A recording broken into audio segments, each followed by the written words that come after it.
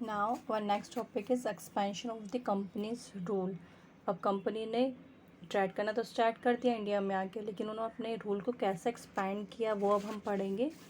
सीधा मैप्स जो ये रेड दिख रहा है आपको, पहले इतनी ही रीजन में वो लोग ट्रेड करते थे, इतना ही कंपनी में उनका रूल था, लेकिन धीरे धीरे धीरे उन्होंने इतना एक्सपैंड कर लिया कि इंडिया के मोस्टली जगहों पर उन लोगों ने अपना रूल इस्टेब्लिश कर लिया था।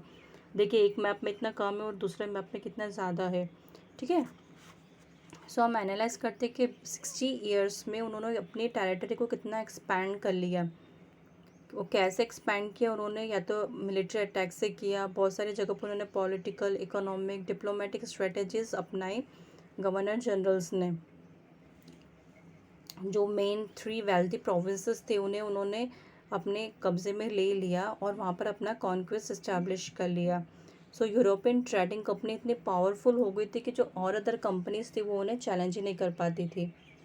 ठीक है, तो उनका एम्बिशन पूरा हो गया और उन्होंने मोस्टली टेरिटरी एक्सपैंड कर ली थी अपनी। अब हम देखते हैं कैसे क्या किया उन्होंने।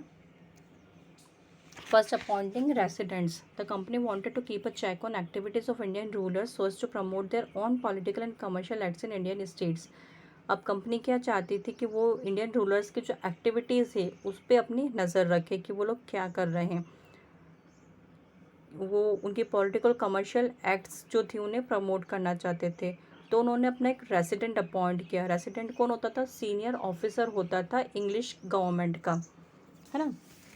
तो वो एक रेसिडेंट वो अपॉइंट करते थे, जो कि किसके बाद इन्होंने अपॉइंट किया? बैटल ऑफ बुक्सार के बाद। Indian ruler faced a lot of interference of this resident in internal affair of the state, such as deciding the successor to the throne और making appointments to administrative post. अब Indian rulers को बहुत ज़्यादा interference face करनी पड़ती थी इन residents की। उनके जो इंटरनल अफेयर्स होते थे स्टेट्स के, कि सक्सेसर कौन डिसाइड करेगा, एडमिनिस्ट्रेटिव पोस्ट कौन अपॉइंट करेगा, हर चीज़ में जो ये रेसिडेंट होते थे ये इंटरफेयर करते थे।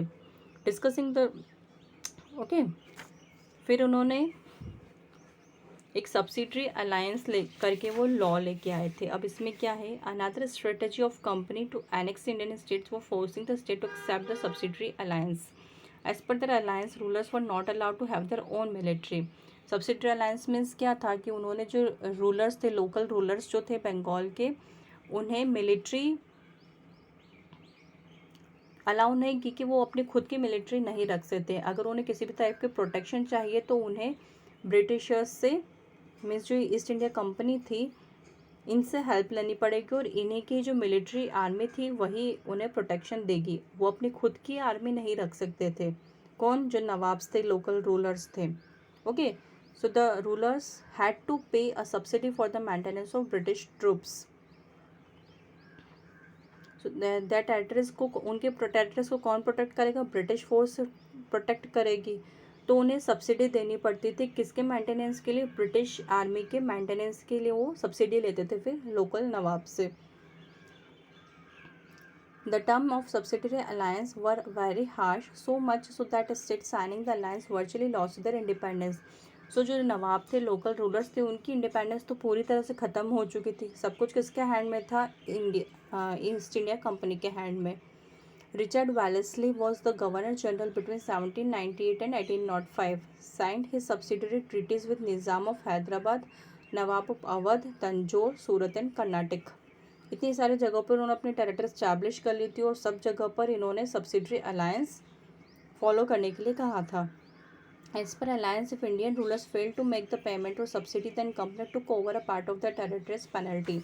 अगर कोई भी रूलर सब्सिडी देने में फेल हो गए, वो इतना पेमेंट नहीं दे पाए, तो वो क्या करते थे? वो कंपनी क्या करती थी? उस टेरिटरी को पूरा अपने कब्जे में ले लेती as a penalty. A British writer goes to the extent of comparing the system of subsidiary alliance with the system of fattening alliance, as we fatten oxen till they are worthy of being devoured. In 1801, non-payment of subsidy costed the Nawab of Awadh more than half of his territory. अब जो ये अवध के नवाब थे, ये fail हो गए थे tax देने में, सब्सिडी देने में, तो इनका more than half of his territory किसके कब्जे में चली गई थी? कंपनी के कब्जे में। The company also took away territories of Nizam of Hyderabad for the same reason. अब जो हैदराबाद के जो नवाब थे उनसे भी इतनी ही टेरिटरी उन्होंने सेम रीजन से ले ली थी। फिर वो डायरेक्ट मिलिट्री अटैक भी करते थे। The company engaged in direct military confrontation with Indian rulers only when it felt a threat to its economic and political interest. जहाँ उन्हें इकोनॉमिक और पॉलिटिकल इंटरेस्ट पे खतरा लगता था वहाँ वो इंडियन रूलर्स के ऊपर डायरेक्ट मिलिट्री अटैक भी करवाते थे। It fought a series of 4 wars with the state of Mysore to crush the rising power of its ruler. उन्होंने मैसूर के ऊपर 4 बार वॉर किया उनके रूलर को हराने के लिए, हैदर एंड टिपू। टिपू सुल्तान का नाम आपने सुना ही होगा। whom the company pursued as ambitious, arrogant and dangerous। क्यों? क्योंकि जो कंपनी थी वो बहुत ज़्यादा एम्बिशियस थी, एरोगेंट थी और डेंजरस थी। तो उन्होंने टीपू सुल्तान के ऊपर 4 बार वॉर करी उनके साथ, क्योंकि उन्हें उनसे खतरा था, है ना। तो सबसे फर्स्ट है Anglo Mysore war. Mysore emerged as a powerful state under the rule of Hyder Ali and Tipu Sultan. अब मैसूर जो थी एक पावरफुल स्टेट थी जहाँ पर हैदर अली और टीपू सुल्तान का राज था। Hyder Ali was aware of threat company pose to Mysore. Hyder Ali को पता था कि कंपनी का थ्रेट है, हमें इनसे खतरा है हमें। So started modernising the army with the help of French officers. तो उन्होंने अपनी आर्मी को मॉडर्नाइज करना स्टार्ट किया, किसकी हेल्प से? फ्रेंच ऑफिसर्स की हेल्प से। हैदर अली के सन थे टीपू सुल्तान, उन्होंने अपने रिलेशनशिप मेंटेन करना स्टार्ट किया फ्रेंच के साथ, जो कि उन्हें यूरोपियन लाइन के हिसाब से आर्मी को ट्रेन करते थे। जैसे यूरोपियन की फोर्स होती थी उस हिसाब से उन्हें ट्रेन किया गया लोकल आर्मी को। कंपनी ने ये चैलेंज देखा, उन्होंने अथॉरिटी में लिया और मैसूर के साथ उन्होंने The state of Mysore controlled the trade of Malabar coast. Tipu Sultan tried to restrict British trade in his coastal region by stopping the export of sandalwood and spices from this region. अब टीपू सुल्तान ने पूरा try किया, वो British trade यहाँ से नहीं कर सके, तो उन्होंने जो सैंडलवुड और स्पाइसेस की एक्सपोर्ट होती थी उन्हें स्टॉप कर दिया और लोकल मर्चेंट को भी मना कर दिया कि वो भी कंपनी के साथ ट्रेड नहीं करेगी। This episode angered the company and they fought a series of 4 wars with Mysore. इससे कंपनी जो थी ईस्ट इंडिया कंपनी, उन्हें बहुत बुरा लगा और उन्होंने फिर वॉर करना स्टार्ट की मैसूर के साथ। तो 1767 से 69 तक हुई, फिर 80 से 84 तक, 90 से 92 तक एंड 1799 तक। इतनी बार वो वॉर हुई जिसे नाम दिया गया Anglo Mysore war. After facing defeat in first 3 Wars, 3 war में तो कंपनी हार गई, लेकिन जब 4th वॉर हुई finally company won and fought Tipu's capital Seringapatam. Tipu Sultan was killed and Mysore came under the rule of Wadiyars, the former ruling dynasty of the state. अब टीपू सुल्तान को उन्होंने मार दिया तो कंपनी के अंडर में आ गया ये सेरिंगापट्टनम भी। ठीक है। Tipu refuse to accept peace on humiliating terms and declared. फिर टीपू सुल्तान ने रिफ्यूज़ कर दिया था कि एज ए सोल्जर मरना ज़्यादा बेटर होता है कि हम किसी पर डिपेंड रहें। ठीक है। Now Anglo Maratha war. Mysore war हो गई थी, अब मराठा वॉर हुई। Maratha kingdom was also annexed by company through direct military attack. Marathas had become a weak after third battle of Panipat 1761। अभी थर्ड बैटल ऑफ पानीपत के बाद मराठास भी वीक हो गए थे। Governor generalship of Richard Wellesley, Maratha kingdom comprised of a confederacy of several states under the sardars or chiefs with the Peshwa as their military and administrative head. Confederacy means भी alliance होता है। Okay, so there were frequent power struggle between Maratha sardars. The Peshwa was also involved into conspiracies. Now ये Maratha kingdom में क्या था कि इनके जो मराठा किंगडम के पास सेवरल स्टेट्स की अलायंस था। किसके अंडर में था? वो सरदार और चीफ के अंडर में था। और पेशवा कौन होते थे? उनके जो मिलिट्री एडमिनिस्ट्रेटिव हेड होते थे वो पेशवा होते थे। तो ये पावर स्ट्रगल था मराठा सरदार और पेशवा के बीच में। तो इसका फ़ायदा किसने उठाया? कंपनी ने इसका फ़ायदा उठाया इनकी डिसयूनिटी का और मराठा कॉन्फेडरेसी को डिफीट कर दिया उन्होंने 3 वॉर में, 1775 से लेकर 1782 तक, फिर 1803 से 1805 तक एंड 1817 से 1818 तक। No party emerged as a clear victor in first Anglo-Maratha war. In second Anglo-Maratha war, company got control over Orissa and territories in north of Yamuna River, including Agra and Delhi. Finally, Marathas were completely crushed in third Anglo-Maratha war. Peshwa was removed and pensioned off to Bithur near Kanpur. The company gained complete control over the territories south of Vindhyas. पहली war में उन्होंने सिर्फ उड़ीसा को कंक्वायर किया। First war में तो उन्हें कोई विक्ट्री नहीं मिली, सेकंड वॉर में फिर उड़ीसा के साथ साथ उन्हें यमुना रिवर के इंक्लूडिंग आगरा एंड दिल्ली भी मिल गया। फिर लास्ट वॉर जो हुई थर्ड एंग्लो मराठा वॉर, इसमें इन्होंने पेशवा को रिमूव कर दिया बिथुर में, कानपुर के पास, और कंपनी ने पूरा कंट्रोल ले लिया, अपनी टेरिटरी इस्टेब्लिश कर ली साउथ ऑफ इंडियाज़ में। ठीक है।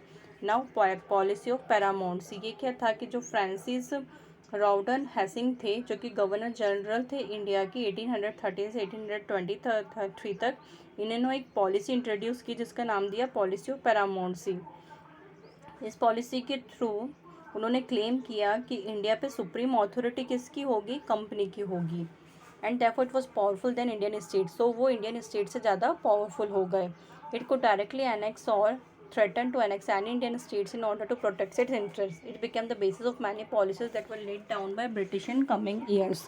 ये एक पॉलिसी का बेस बन गया था इनका। ओके, सो उन्होंने सुप्रीमेसी पूरी अपने हैंड में ले ली थी, कंपनी के ऊपर सारी सुप्रीमेसी थी कि वो पूरा कंट्रोल इंडिया के ऊपर उन्हीं का हो गया था। The building up of supremacy in English officers had begun much more before the policy of paramountcy was actually introduced by Hastings.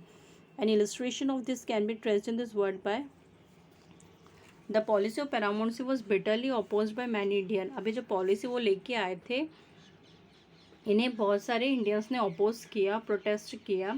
तो एक प्रोटेस्टर थी Rani Chennamma, who fought against English and led a resistance movement against them when they try to annex state Kittur. Karnataka का part है कितूर, यहाँ की रानी थी ये। इन्होंने प्रोटेस्ट किया, इन्होंने अपोज किया इस चीज़ को। शी वॉज अरेस्टेड, इन्हें अरेस्ट कर लिया गया 1824 पे, और बाद में ये प्रिजन में ही मर गई, जेल में ही ये मर गई बाद में। The resistance movement started by Rani did not die out of with her. अभी जो इन्होंने मूवमेंट स्टार्ट किया था, ये इनके मरने के बाद ख़त्म नहीं हुआ। इसको इन्होंने किसने कैरी किया, रायन्ना ने, जो कि एक पुअर चौकीदार थे सांगोली में। He destroyed many British camps and record with the help of supporter. इन्होंने बहुत सारे ब्रिटिश कैंप को डिस्ट्रॉय किया सपोर्टर्स की हेल्प से। फिर इन्हें भी पकड़ लिया गया 1830 में। In late 1830s threat of Russian invasion from north west side of subcontinent. अब 1830s में क्या हुआ, फिर जो रशियन इन्वेशन थे उनका भी थ्रेट हो गया सब कॉन्टिनेंट में। To secure this area company to control of Afghanistan and Sindh. फिर अपनी कंपनी को सिक्योर करने के लिए इन्होंने अफगानिस्तान और सिंध के ऊपर भी कंट्रोल किया। Between 1838 and 1842, company established its indirect rule in Afghanistan after a fighting war with it. Sindh was captured a year later in 1843. उन्होंने इनडायरेक्ट रूल करना स्टार्ट कर दिया अफगानिस्तान पर, और बाद में उन्होंने सिंध को भी कैप्चर कर लिया। नेक्स्ट वो टर्न ऑफ पंजाब। अब वो पंजाब तक पहुंच गए। वहाँ के पावरफुल रूलर थे महाराजा रंजीत सिंह, जो कि मर गए थे 1839 में। तो इसका एडवांटेज, उनके एब्सेंस में एडवांटेज उठा लिया कंपनी ने, और उन्होंने अपनी एक स्टेबल गवर्नमेंट बना ली इस किंगडम पे। और 1849 में उन्होंने 2 वॉर्स करी पंजाब में भी। ओके, फिर next is the doctrine of lapse. Last phase of annexation happened from 1848 to 1856 when lord Dalhousie was the governor general of India. अब एक लास्ट फेज था इनका जब लॉर्ड डलहौसी गवर्नर जनरल थे इंडिया के। इनके अराइवल से Dalhousie was determined to extend direct British rule over the maximum possible area of the subcontinent. अब डायरेक्ट ब्रिटिश रूल हो गया मैक्सिमम पॉसिबल एरियाज में। He adopted a new policy called doctrine of lapse to extend company's rule in India. अब company कैसे rule करेंगे India में, इसके लिए इन्होंने एक और न्यू पॉलिसी निकाली जिसका नाम दिया the doctrine of labs. According to this policy, when ruler of protected estate died without a biological male heir, his kingdom would automatically lapse, that is become a part of company's territory. अब उन्होंने नई policy निकाली कि कोई भी ruler अगर मर गया है और उसका कोई बायोलॉजिकल सन नहीं है, मतलब उसका खुद का कोई बेटा नहीं है, तो वो टेरिटरी ऑटोमेटिकली ब्रिटिश कंपनी के हैंड में चली जाएगी। Okay, so the protected states include states that had accepted the subsidiary alliance and those created by the company. Many states include Satara, Nagpur, Sambalpur, Udaipur, Jhansi were annexed under this doctrine. ये सारी states इस doctrine of lapse के under lapse हो गई। Finally 1856 में Awadh was annexed on the pretext of misgovernment by its ruler नवाब वाजिद अली शाह। अब ये जो अवध के नवाब थे वाजिद अली शाह, इनकी मिस गवर्नमेंट थी में जो गवर्नमेंट ठीक से वर्क नहीं कर रही थी, तो Awadh was seen as a market for British goods in future. So Dalhousie wanted to bring it under company's control. अब वहाँ का मार्केट बहुत अच्छा था फ्यूचर के हिसाब से, तो जो डलहौसी थे उन्होंने उसे भी अब कंपनी के कंट्रोल में लिया। The humiliating way in which Nawab was removed from his office angered the people of Awadh who became a part of great revolt that broke out in 1857। अब नवाब को जो ह्यूमिलिएट करके ऑफिस से बाहर निकाल दिया गया, तो जो पीपल्स थे अवध के वो बहुत ज़्यादा गुस्से में आ गए और फिर वहाँ पर लड़ाई हुई 1857 में। East India completed the task of annexing the Indian territories. 1857 में उन्होंने अपने सारे टास्क कंप्लीट कर लिए इंडियन टेरेटरीज के ऊपर रूल करने के। Okay, now new administrative system of the company. अब उन्होंने क्या न्यू एडमिनिस्ट्रेटिव सिस्टम बनाए कंपनी ने? उन्होंने बहुत सारे चेंजेस किए 1773 में। And British government realize that battle of Plassey और बुक्सार के बाद उन्होंने रियलाइज़ किया जो पॉलिटिकल पावर थी किसके हैंड में थी, इंग्लिश ट्रेडिंग कंपनी के हैंड में, उसे और ज़्यादा स्ट्रॉन्ग बनाने की नीड है। So the British government also concern about unfair means by which senior company officials और मैसिंग वेल्थ इन बंगाल। जो सीनियर कंपनी ऑफिशियल्स ने बहुत सारे वेल्थ बना ली थी बंगाल से, वो भी उन्हें अनफेयर लगा। Financial crisis that company was facing at that time. उस समय कंपनी फाइनेंशियल क्राइसिस भी था उनके पास। क्यों? क्योंकि उन्होंने जो 1 मिलियन पाउंड का लोन लिया था ब्रिटिश गवर्नमेंट से, वो भी उन्हें चुकाना था। सो जो regulating act of 1773 was passed by British parliament that regulate the activities of company in India. The act also provided specific measures to set up a new administrative framework in India.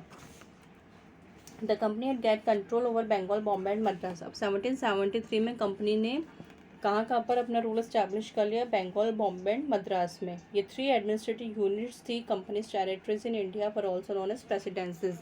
ये 3 बहुत ज़्यादा wealth states थी, इन्हें presidencies भी कहा गया है। इन presidency को कौन रूल करता था? एक एक गवर्नर अपॉइंट कर दिया था। Regulating Act of 1773 was passed. The Governor of Bengal became the Governor General of all the company's territories in India. जो बंगाल के गवर्नर थे उन्हें पूरी कंपनी ने इंडिया के ऊपर जितनी भी कंपनी की टेरिटरी थी सबका गवर्नर जनरल बना दिया। The governor of Bombay and Madras presidencies became subordinate to him. और जो मद्रास और बॉम्बे के गवर्नर्स थे वो इन्हें असिस्ट करते थे। So Warren Hastings, who was the governor of Bengal, became the first governor general of India in 1773. So ये गवर्नर कौन थे बंगाल के? वैरन हैसिंग थे, जो कि फर्स्ट गवर्नर जनरल बने इंडिया के 1773 में। और इन्होंने अपनी पोस्ट कब तक रिटेन की? 1785 तक। ये बहुत सारे एडमिनिस्ट्रेटिव रिफॉर्म्स लेके आए in the field of justice में। Governor of Bengal in 1772, Hastings divided Bengal, Bihar and Odisha into multiple districts and appointed in each of the districts. अब इन्होंने बंगाल, बिहार एंड उड़ीसा को मल्टीपल डिस्ट्रिक्ट में डिवाइड किया और सब जगह अपना एक एक अपॉइंट कर दिया। कौन? कलेक्टर। हर डिस्ट्रिक्ट में एक कलेक्टर इन्होंने अपॉइंट किया, जो कि क्या करेगा? रेवेन्यू कलेक्ट करेगा और लॉ एंड ऑर्डर को मेंटेन करेगा अपने अपने डिस्ट्रिक्ट में, जज की हेल्प से, पुलिस ऑफिसर्स की हेल्प से एंड दरोगास की हेल्प से। उसके ऑफिस को नेम दिया गया कलेक्टरेट और वो पावर ऑफ सेंटर में आ गए। फिर जुडिशियल रिफॉर्म्स क्या लेके आए वो? वैरन हैसिंग ने एक न्यू सिस्टम बनाया जस्टिस का। उन्होंने डिस्ट्रिक्ट को 2 कोर्ट्स में डिवाइड किया। एक था क्रिमिनल कोर्ट, फौजीदारी अदालत, और एक था सिविल कोर्ट और दीवानी अदालत। क्रिमिनल कोर्ट को कौन प्रिसाइड करता था? काजी एंड मुफ्ती। जिन्हें सुपरवाइज कौन करता था? कलेक्टर सुपरवाइज करते थे। और सिविल कोर्ट को कौन प्रिसाइड करता था? यूरोपियन डिस्ट्रिक्ट कलेक्टर जो थे, और उन्हें अपॉइंट करते थे मौलवी और हिंदू पंडित। ठीक है, जो ट्रेडिशनल लोकल लॉज होते थे उन्हें इंटरप्रेट करने के लिए। फिर जो पंडित्स होते थे उनके लॉज डिफरेंट होते थे। क्यों? क्योंकि जो उनके धर्मशास्त्र है उनके अकॉर्डिंग उनके लॉज बनाए गए हैं, तो उनके लॉ डिफरेंट होते थे। तो 1775 में उन्होंने एफर्ट किया यूनिफॉर्मिटी लाने के लिए। तो उन्होंने जो 11 एक्सपर्ट पंडित थे उन्हें कहा गया कि आप अपने हिंदू लॉ की एक समरी बनाइए। फिर उसे उन्होंने इंग्लिश में ट्रांसलेट करवाया NB हलहेड से। ऐसे ही वो मुस्लिम लॉज को भी उन्होंने कंपाइल करवाया 1778 में, ताकि वो यूरोपियन जज को हेल्प कर सके। ठीक है। Now changes in military. Under the Regulating Act of 1773, a new Supreme Court and a Court of Appeal known as Sadar Nizamat Adil was established at Calcutta. अब 1773 में उन्होंने सुप्रीम कोर्ट एस्टैब्लिश करी, या court of appeal भी कहा गया है उसे, जिसे कहते थे सदर निज़ामत अदालत, जो कि कलकत्ता में इस्टेब्लिश की गई। अब मिलिट्री में क्या चेंजेस लेके आए वो, the company knew that a strong army was needed to keep its Indian territories under control. अब कंपनी को पता था कि उन्हें एक स्ट्रॉन्ग आर्मी की नीड है ताकि वो इंडियन टेरिटरी पे अपना कंट्रोल कर सके। सो उन्होंने स्पेशल अटेंशन किसे दी, स्ट्रॉन्ग मिलिट्री को मेंटेन करने में। मुगल पीरियड में क्या था, army comprise cavalry and infantry. Mughal period में टू टाइप्स की आर्मी होती थी, एक होती थी कैवलरी मीन्स जो हॉर्स के ऊपर बैठ के जो फाइट करते थे, that is cavalry, and infantry means जो पैदल सेना होती थी। Okay, cavalry form major part of army and was train to fight on horse backs. Cavalry major part form करती थी आर्मी को और उन्हें ट्रेंड किया जाता था कि वो हॉर्स के बैक पर बैठ के फाइट करें, ठीक है, घोड़े के ऊपर बैठ के जो फाइटिंग करते थे। और एक और on the other hand Mughal infantry was trained in archery and use of sword. और जो मुगल इन्फेंट्री होती थी मीन्स जो पैदल सेना होती थी, वो आर्करी मीन्स तीरंदाजी एंड स्वॉर्ड मीन्स तलवार का यूज़ करते थे। देखिए होगी आपने फाइटिंग, बहुत सारी मूवीज़ आई हैं अभी, हिस्टोरिकल मूवीज़ जिसमें बताई गई हैं फाइटिंग्स, है ना। No attempt was made to raise a large professionally trained infantry at the time of war. Zamindar supplied the Mughal with foot soldiers who were armed peasants। ठीक है, तो वॉर के टाइम जो ज़मींदार होते थे वो मुगल्स को भेजते थे, सप्लाई करते थे फुट सोल्जर्स और आर्म्ड peasants। 18th सेंचुरी में क्या हुआ, अवध और बनारस जो थी वहाँ का मुगल एम्पायर तो डिक्लाइन हो गया था पूरा। सो उन्होंने, कंपनी ने क्या किया, वहाँ के जो पीजेंट्स थे उन्हें रेगुलर आर्मीज में लिया, उन्हें ट्रेंड करना स्टार्ट किया और उन्हें प्रोफेशनल सोल्जर बना दिया, है ना। तो East India Company continued this method of recruiting soldiers into its army which came to known as sepoy army. So उनकी वारफेयर टेक्नोलॉजी एडवांस्ड हो गई थी, तो उन्होंने सोल्जर को क्या ट्रेन किया, फिर उन्होंने गन चलाना सिखाया, लाइक मुस्किट्स, मैचलॉक्स, इस टाइप की गन्स उन्होंने उन सोल्जर्स को चलाना सिखाई। Company's army came to have more infantry regiments. फिर 19th सेंचुरी के स्टार्टिंग में क्या हुआ, company had a disciplined army which was trained on European lines. अब उनके पास अच्छी ट्रेंड आर्मी बन गई थी। कास्ट एंड कम्युनिटी फीलिंग्स का उन्हें कोई मतलब नहीं था। सो जो इंडियन सोल्जर्स थे वो बहुत ज़्यादा फ्रस्ट्रेट हो गए थे और फिर उन्होंने रिवॉल्ट स्टार्ट किया 1857 में। 1857 में 63% of Indian territories were under direct control of east India company में। 63% इंडियन टेरिटरी का डायरेक्ट कंट्रोल हो गया था कंपनी के पास, और जो नहीं था कंट्रोल में वो इनडायरेक्टली था। जो अदर रेस्ट जो है 63% के अलावा जो इतना परसेंट था उस पर वो इनडायरेक्टली कंट्रोल करती थी। So almost whole of India was under the control of English trading company that came India in early 17th century with the goal of running a profitable spice and textile trade. So उन्होंने मतलब almost whole India पे उन्होंने अपना control कर लिया था, जबकि वो आए किस लिए थे, सिर्फ अपना ट्रेड करने आए थे, इंडिया से प्रॉफिट कमाने आए थे, लेकिन धीरे धीरे उन्होंने पूरा अपना रूल एस्टैब्लिश कर लिया कंपनी के ऊपर। Okay, understood.